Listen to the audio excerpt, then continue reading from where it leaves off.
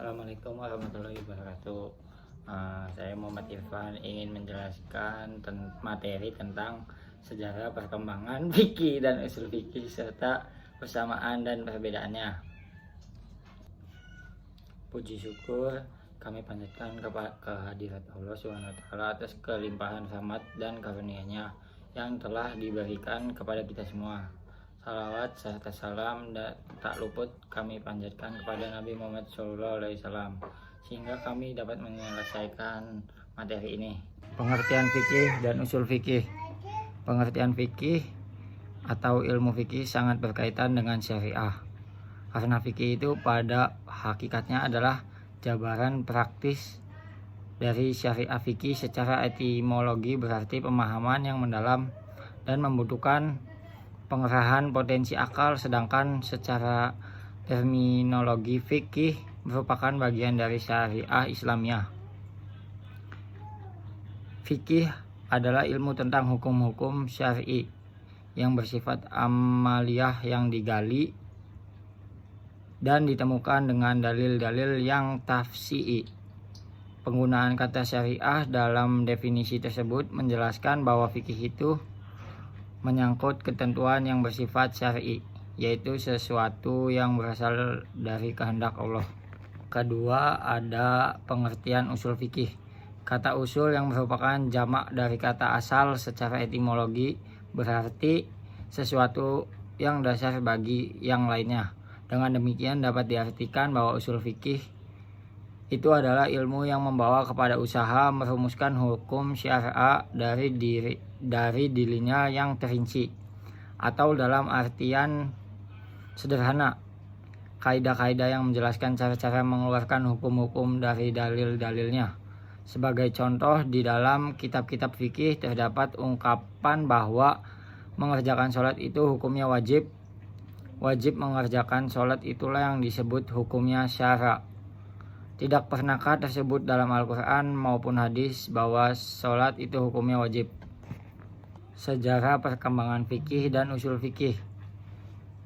Sejarah fikih, para ahli membagi sejarah perkembangan ilmu fikih kepada beberapa periode, yaitu yang pertama ada periode pertumbuhan. Periode ini berlangsung selama 20 tahun. Beberapa bulan yang dibagi kepada dua masa. Ketika Nabi masih ada di Mekah melakukan dakwah perorangan secara sembunyi-sembunyi dengan memberi penekanan kepada aspek tauhid. Kemudian diikuti dengan dakwah terbuka. Masa itu berlangsung kurang lebih 13 tahun dan sedikit ayat-ayat hukum yang diturunkan. Sejarah usul fikih. Secara garis besar perkembangan usul fikih melalui 3 periode, yaitu yang pertama zaman Rasulullah. Di zaman Rasulullah sumber hukum Islam hanya 2, yaitu Al-Quran dan As-Sunnah. Apabila suatu kasus terjadi, Nabi Muhammad menunggu turunnya wahyu yang menjelaskan hukum kasus tersebut. Apabila wahyu tidak turun, maka Rasulullah menetapkan hukum kasus tersebut melalui sabdanya, yang kemudian dikenal dengan hadis atau sunnah. Pada Nabi Muhammad SAW masih hidup, seluruh permasalahan fikih dikembalikan kepada Rasul. Persamaan dan perbedaan fikih dan usul fikih. Kalau persamaannya itu ada objek pembahasan dan tujuan dan sifat. Persamaan yang pertama, sumber hukum yang sama, keduanya berlandaskan pada sumber-sumber hukum Islam yang sama, yaitu Al-Quran, Sunnah, Ijma, dan Qiyas. Fikih mengambil hasil fitnah dari sumber-sumber ini, sedangkan usul fikih memberi metodologi untuk mengambil kesimpulan hukum dari sumber-sumber tersebut. B. Tujuan yang sama baik fikih maupun usul fikih bertujuan untuk memahami hukum syariat, hukum Islam yang mengatur hubungan manusia dengan Tuhan dan sesama manusia serta interaksi sosial dan etika. Yang C. Berfokus pada tindakan manusia. Fikih dan usul fikih keduanya mengkaji bagaimana manusia bertindak sesuai dengan hukum Islam. Fikih mempelajari hukum-hukum spesifik terbaik perbuatan manusia, sedangkan usul fikih memberikan prinsip-prinsip yang digunakan untuk menetapkan hukum tersebut.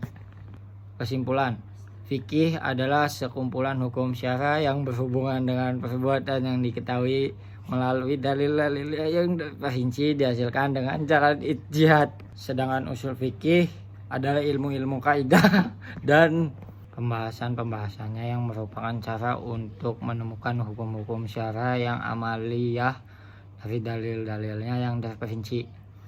Usul fikih mengkaji hukum-hukum syara yang meliputi tuntunan berbuat atau meninggalkan. Kajian fikih adalah semua perbuatan mukallaf yang berkaitan dengan hukum syara yang membahas tentang seluk-beluk hukum Islam dan yang ada hubungannya dengan tindakan mukallaf.